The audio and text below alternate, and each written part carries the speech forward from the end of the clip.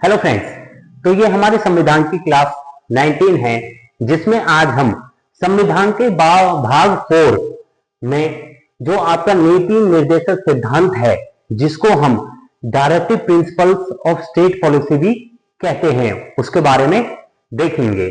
तो हमारा नीति निर्देशक सिद्धांत आपका भाग 4 में आता है और नीति निर्देशक सिद्धांत में आपके अनुच्छेद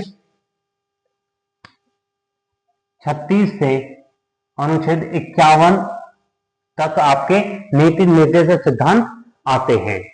ये आपका आयरलैंड देश से लिया है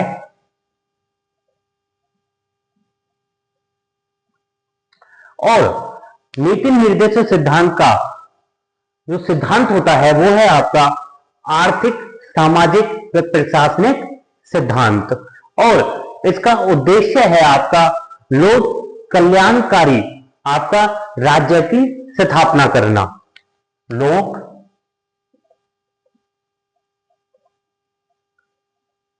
कल्याणकारी राज्य की स्थापना करना और इसके द्वारा ही सामाजिक और आर्थिक प्रजातंत्र की स्थापना करना भी इसका उद्देश्य है। नीति निर्देशक सिद्धांत को आपके न्यायालय में लागू नहीं कर सकते और यह हमारा अनुच्छेद 36 और 51 तक है।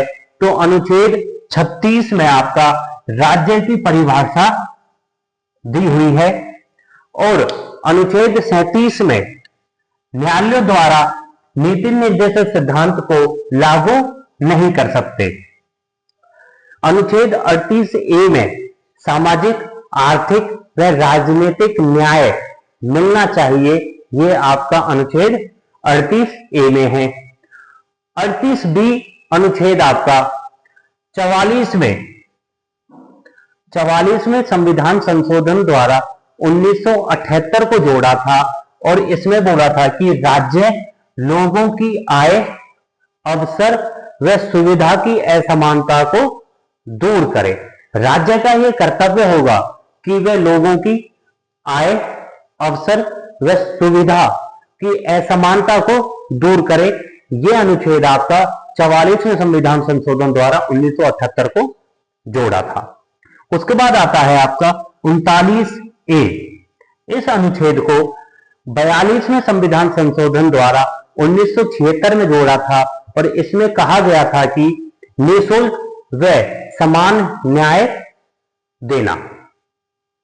उसके बाद आपका आता है 39B अनुच्छेद और 39B अनुच्छेद में यह कहा गया है कि प्रत्येक राज्य अपने नागरिकों को समान रूप से जीविका के अवसर प्रदान करे। यह राज्य का कर्तव्य होगा कि वह अपने नागरिकों को समान रूप से जीविका के अवसर प्रदान करे। यह आपका अनुच्छेद 39B में है। उसके बाद आता है आपका अनुच्छेद 40 और अनुच्छेद 40 में आपका ग्राम पंचायत का गठन आपका अनुच्छेद 40 में है।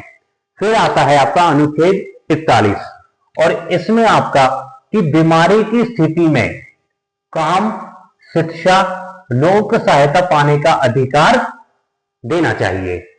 फिर आता है आपका अनुच्छेद 42 और अनुच्छेद 42 में आपका काम की न्याय संगत व मानव को उचित दिशा देने का कर्तव्य राज्य का होता है।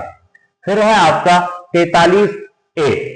43A अनुच्छेद में आपका कि मजदूरों के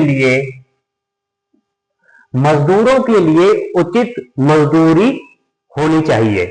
फिर आता है आपका 43B। 43B में आपका औद्योगिकी में कर्मचारियों की सहभागिता होनी चाहिए। फिर आता है आपका अनुच्छेद 43C। 43C में आपका सहकारी समितियों का प्रबंधन होना चाहिए। फिर आता है आपका अनुच्छेद 44 और अनुच्छेद 44 में आपका कि लोगों को एक समान सिविल संहिता देनी चाहिए। फिर आता है आपका अनुच्छेद 45 और अनुच्छेद 45 में आपका ये कहा गया है कि 6 साल से 14 साल के बच्चों के लिए निःशुल्क शिक्षा होनी चाहिए, वह अनिवार्य शिक्षा होनी चाहिए। उसके बाद हमारे 46वें अनुच्छेद में अनुसूचित जाति व अनुसूचित जनजाति को न्याय व शोषण से बचाना आपका अनुच्छेद 46 में है। फिर आता है अनुच्छेद 47। अनुच्छेद 47 में आपका जीवन स्तर को ऊंचा व स्वस्थ रखना आपका एक राज्य का कर्तव्य होता है। अनुच्छेद 47 में आपके राज्य का यह कर्तव्य है कि वह जीवन स्तर को ऊंचा, स्वास्थ्य का सुधार करे।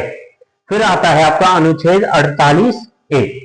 अनुच्छेद 48A में वन व वन्य जीवों की रक्षा का प्रावधान है। अनुच्छेद 48B में आपका पशु बलि पर रोक है। फिर आता है आपका अनुच्छेद 39, और अनुच्छेद 39 में आपका राष्ट्रीय स्मारक, हमारे देश की जो राष्ट्रीय स्मारक हैं, राष्ट्रीय वस्तुएं हैं, राष्ट्रीय स्थान हैं, उनका संरक्षण करना, उनको सुविधा देना। फिर आता है आपका अनुच्छेद 50, और अनुच्छेद 50 में आपका कार्यपालिका व न्यायपालिका को अलग रखना, मतलब आपकी कार्यपालिका अलग कार्य करे, न्यायपालिका अलग कार्य करे, यह आपका अनुच्छेद 50 में है। फिर आता है आपका अंतिम अनुच्छेद जो है आपका 51, और 51 में कहा गया है कि अंतरराष्ट्रीय शांति व सुरक्षा की अभिवृद्धि करना। उसके बाद इधर हमने पढ़ा कि हमारे किस तरीके से 36 से 51 अनुच्छेद के बीच में किस किस चीज का प्रावधान दिया हुआ है। आपके नीति निर्देशक सिद्धांतों को 3 भागों में वर्गीकरण करा हुआ है, जो है आपका समाजवादी सिद्धांत, उदारवादी सिद्धांत और गांधीवादी सिद्धांत। समाजवादी सिद्धांत, उदारवादी सिद्धांत और गांधीवादी सिद्धांत। आपके समाजवादी सिद्धांत में जो अनुच्छेद हैं वो हैं आपके 38A, 38B अनुच्छेद, 38C, 38D, 38E, 39A, 42, 43A। उदारवादी सिद्धांत में आपके अनुच्छेद हैं 44, 45, 48, 48A, 49, 50 और 51। गांधीवादी सिद्धांत में आपके अनुच्छेद हैं 40, 43, 43B, 46, 47 और 48। तो फ्रेंड्स, हमारे नीति निर्देश सिद्धांतों को कुछ लोगों ने अपने विचार दिए हैं इस पे, जैसे ग्रेनविल ऑस्टिन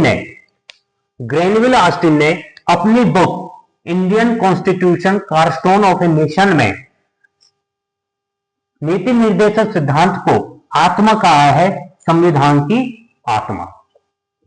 संविधान की आत्मा आपकी ग्रेनविल ऑस्टिन ने अपनी बुक में कहा है। फिर आता है आपका टीटी कृष्णमाचारी। टीटी कृष्णमाचारी ने नीति निर्देशक सिद्धांतों को भावनाओं का स्थायी कूड़ाघर कहा है। फिर आता है केसी व्हीलर। केसी व्हीलर ने धार्मिक उपदेश की संज्ञा दी है नीति निर्देशक सिद्धांतों को। फिर आता है आपका एन श्रीनिवासन, और एन श्रीनिवासन ने नीति निर्देशक सिद्धांतों को तर्कहीन व अनुसूचित तरीके से वर्गीकृत किया है। फिर आता है आपका आइवर जेनलिंग। इन्होंने इंग्लैंड के राजनीतिक दर्शन पर आधारित है। इन्होंने कहा है कि नीति निर्देशक सिद्धांत इंग्लैंड के 19वीं सदी के राजनीतिक दर्शन पर आधारित हैं। तो फ्रेंड्स, ये हमारे संविधान की क्लास 19 थी, जिसमें हमने नीति निर्देशक सिद्धांतों के बारे में पढ़ा था। Thank you.